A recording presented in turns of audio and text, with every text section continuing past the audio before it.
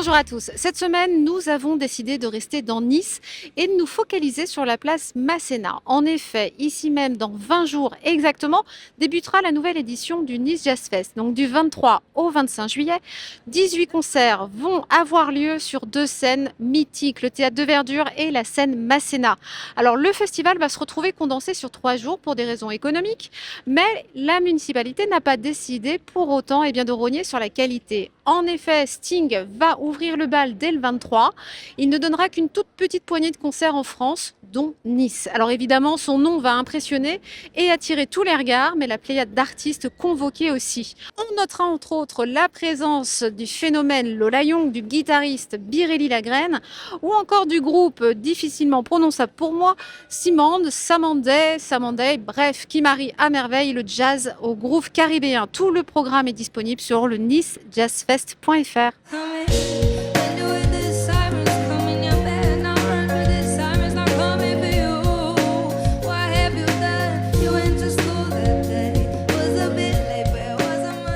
On poursuit avec le festival du château qui se déroule dans le majestueux parc du château Forbin à Solliès-Pont. Durant 4 soirées, vont se succéder dans l'ordre Christophe Maé, Calogero, Elena et Kenji Girac pour notre plus grand plaisir. C'est la 24e édition de ce festival qui fait partie de nos chouchous, autant pour la qualité de sa programmation que pour son cadre exceptionnel. Il se tiendra du 15 au 18 juillet prochain. Vous savez, je ne sais faire que ça, moi. Je veux plus chanter dans ma chambre. Je veux qu'on m'écoute, pas qu'on m'entende. Mesdames, messieurs, emmenez-moi. Je ne veux pas rentrer chez moi. L'interview de la semaine, on a retrouvé Eric Fraticelli au cinéma Le Lido de Saint-Raphaël pour 2 actus. La toute première, évidemment, c'est du cinéma, puisqu'il revient avec son tout dernier film, Permis de détruire.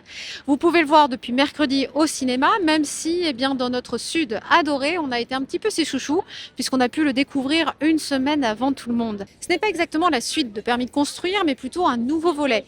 Donc tous ceux qui n'auraient pas vu le premier peuvent y aller sans risque de ne pas pouvoir suivre l'histoire. Après Didier Bourdon, c'est au tour de 2 autres continentaux, Cadmerade et Patrick Timsit, de s'installer et de travailler en Corse.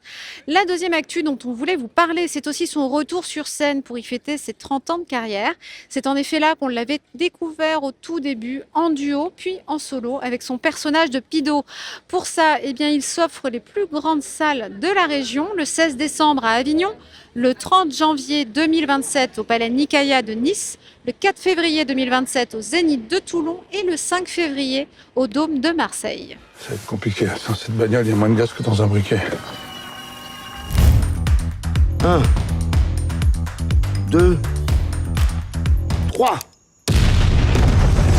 C'est quoi qui a sauté? Pour être honnête, c'est un peu avec France Télévisions qui a fait un super score lors de la diffusion sur France 2. Ensuite, il y a eu toute la seconde vie du film, tout ce qui est VOD, donc achat et location, qui a eu un très très gros succès.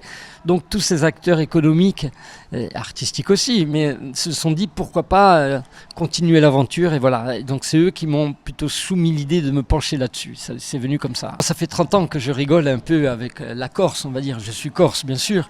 Mais si je l'avais fait d'une mauvaise manière, corse ou par corse, ils m'en auraient voulu. Il faut en fait essayer de garder un équilibre entre le rire, le plaisir, mais jamais tomber dans la moquerie. Et d'ailleurs, je ne me moque pas même des non-corses. Je taquine, je plaisante, mais je ne veux pas blesser. Voilà. C'est un truc que je n'aime pas, voilà, blesser les gens. On a envie pas simplement de dire des choses pour rire, mais de dire des choses tout court, en se disant après tout, je peux me permettre de dire ce que je pense. Surtout dans une société aujourd'hui où on ne peut plus le faire. Si derrière moi, des dizaines de milliers de personnes vont se réunir, par exemple pour écouter Sting pendant le Nice Jazz Fest, je peux vous proposer aussi une alternative plus intimiste si vous n'aimez pas la foule. Au théâtre Robinson de Mandelieu, les Nuits de Robinson reviennent tout l'été du 9 juillet au 20 août pour nous proposer du théâtre, des spectacles, de l'humour et des concerts. En effet, depuis 2013, eh bien, la ville a décidé de jouer la carte de l'éclectisme et d'en offrir un petit peu à tous les goûts. On va assister à du théâtre avec les grands enfants, Panique au ministère 2 ou encore Monsieur Chasse, porté par un Jean-Pierre Castaldi très en forme. De la musique avec Angélique Kidjo, Kezia Jones, Enrico Macias ou encore Birelli Lagraine, qui reviendra un petit peu dans la région. Et des spectacles variés, la comédie musicale Bonne Nouvelle qui va ouvrir le festival, de l'humour avec le premier one-man de Philippe Cavrivière, le dernier d'Elysée Moon ou encore Curiosité par le cirque du Grand Lion qui va nous plonger dans le New York des années 30. Je suis Guillaume Dubois, un ex-djihadiste, et je suis là, les enfants, dans le cadre de ma déradicalisation. Elle est mignonne la petite fille, tu veux venir sauter sur mes genoux? Je plaisante, hein. Humour salafiste. Pour terminer cette semaine, je vous propose d'aller faire un petit tour par le théâtre romain de Fréjus pour y découvrir la 2e édition du Tchoup Comedy Club, l'empire du stand-up. C'est un petit peu dingue comme projet. Ça a été imaginé par Maxime Rioux qui invite 6 humoristes, 6 stand-uppers sur scène. Parmi ceux qui vont venir s'affronter avec leur arme de prédilection, les mots, entre autres Greg Petras et Dudley. Tu sais, normalement, règlement de compte, c'est quartier nord ou quartier chaud. Là, c'est un quartier résidentiel de Marseille. Donc, on arrive sur les lieux de l'intervention.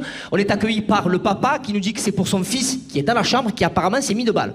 Donc, nous, on monte vite dans la chambre, on ouvre la porte, et là, on tombe sur un ado, en PLS sous le lit, comme ça, qui nous explique qu'en fait, il s'était mis une balle, en effet.